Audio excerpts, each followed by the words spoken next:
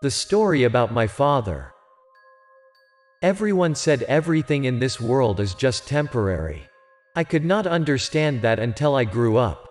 I think people said they cannot know when the Ripper would take their lives or their loved ones away.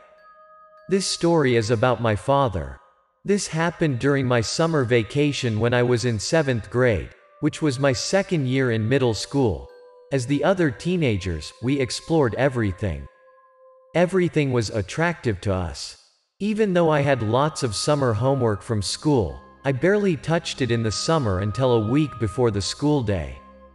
Countryside teenagers like us were very naughty and creative to think about what to play out, so there were non-stop games throughout the summer.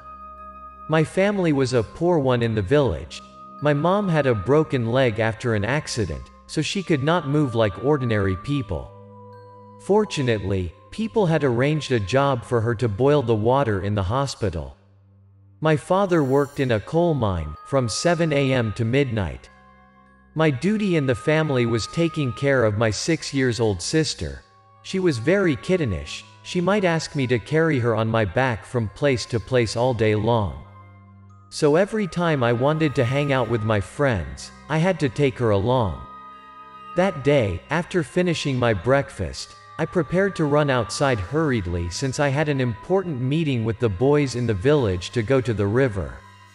Once I stepped out of my room, suddenly, a hunch told me to step back. I saw my father was sitting on the chair in the living room. Back then, I thought my father was very rigorous. He would never allow me to enjoy my free time with my friends. He wanted me to study hard. He silently watched me study. Sometimes he brought me a cup of water and told me, "My son, you gotta try your best to study. You're poor. You're not a son of the mayor as well, so you have to try harder than the others." My father always reminded me that we were destitute if we wanted to change our life later on. To have a better life, you had to try your best to study. He emphasized, no way rather than study to have a better life. I respected him and was scared of letting him down. If he sat there in the room, how I went out with my friends, I sadly dispelled to think of going out. I came back to my room, took my homework, and started to solve. I hoped my father would leave soon so that I could go out. 20 minutes later, I thought my father had left, so I crept in my door to check out the living room. But that just made me disappointed. He was still there, smoked in silence. My memories are full of his images, especially when he smoked. He was addicted to cigarettes and smoked lots of cheap cigarettes. That might be why I was unable to forget the cigarette smell. It was intense and annoyed me. Sometimes, it made me run out of breath. My mom had convinced him multiple times to withdraw cigarettes. "Honey, we have no money. Why do you still smoke? We could save tons of money every month if you withdraw it. On top of that, cigarettes are kinda toxic. It is not good for our health. Please withdraw it." Every time hearing my mom like that, he was very grumpy. What a big talk.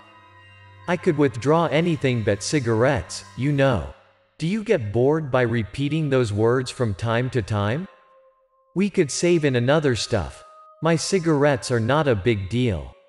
When I grow up, I realized the reason my father had smoked that much. He might be releasing his waves of anger, stress, and sorrows through the smoke. My mom's salary at the hospital didn't help much. My sister and I needed to go to school. My grandmother was on the sick bed, and her medicine fee was also a huge burden to my father.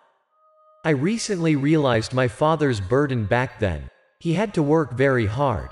When he got stressed, he just fired a cigarette and smoked in silence. Just like that day, he was sitting on the chair in the living room, under the smoke. I could see his sad face. I guessed he was unhappy with something. I didn't have enough courage to piss him up. I returned to my study table and tried to be a good boy by doing my summer homework. But it was not taking long. Half of an hour passed by. My urge to go out was rising again.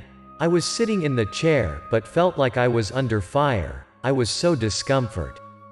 So one more time, I drew my eye out to see if my father had left. That time, I didn't see him smoking. He was standing in front of our wooden cabinet in the living room.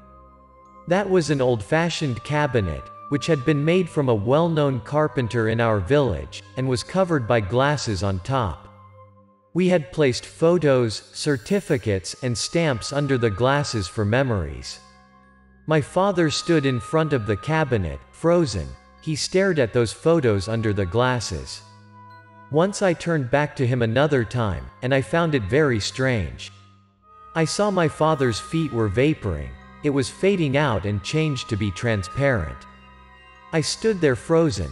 The more I looked, the more frightened I had. My heart bounced faster. At that moment, I realized my father smoked there for hours, but there were no cigarettes out. And there was no cigarette smell as usual as well. Then I heard his sign. He moved his eyes out of the cabinet. He tended to leave the house.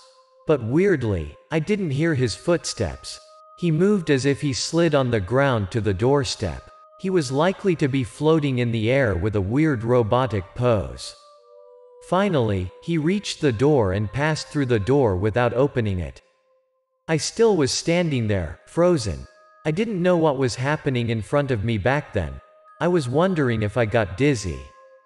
Suddenly, I heard my sister crying outside. I hurriedly came out and saw my sister was lying on the ground, torn out. I had never seen my sister such in that horrible status. I ran towards her and tried to soothe her, but she pointed to something. "Big brother, Dad is bleeding, very much." I soothed her, comforted her, and asked her what had happened.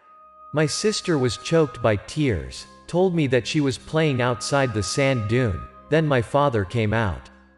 She said his face was covered by blood, very scary. With what I had seen in the house, I sensed something terrible had happened. I carried my sister in my hands and headed out to come to my mom's place. After hearing all of that, my mom tried to calm my little sister down, and she could stop crying. But once I looked at her eyes, she was eyed out, frightened, that obviously, she was panicking.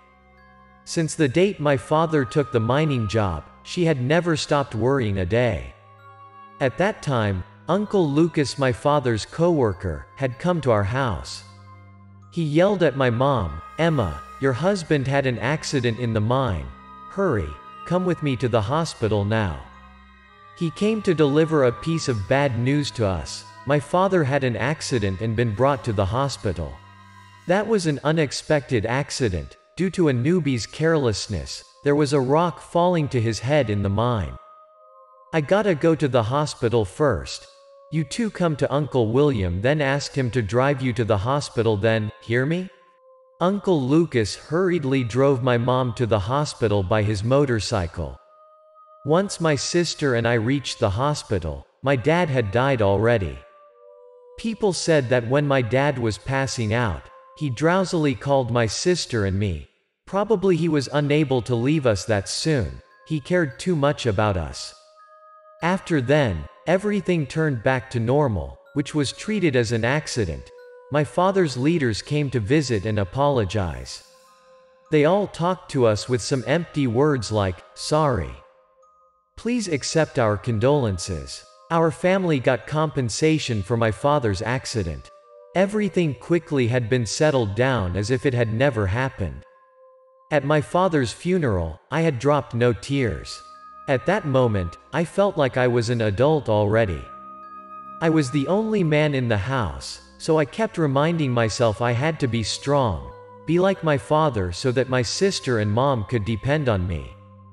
I had never forgotten my father's face that morning, the face of sorrow and sadness, which had been hit me so hard and squeezed my heart out up to now.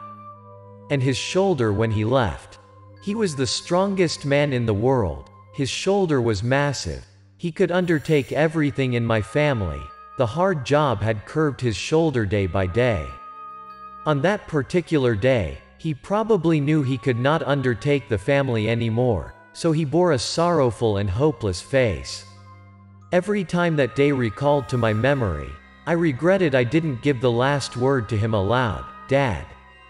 He put so much hope in me, so I had tried to keep a high rank in class. I had passed to a prestigious university in my country, then I had packed my bag and gone to the city. My student life had no play out, just learned and part-time jobs. I had to take a part-time job to help my mom out with my tuition fee and the expensive cost of living in the city. I tried to my mom less worried about me, about the money. Currently, I had a decent job and bought a house in the city. I had picked up my mom and my sister to live with me. After all, after my father's funeral, we had lived a great life. Everything was becoming better and better as my father's wishes. I tell you this story, because I saw him last night, in my dream, after a long while. I haven't dreamt about that morning.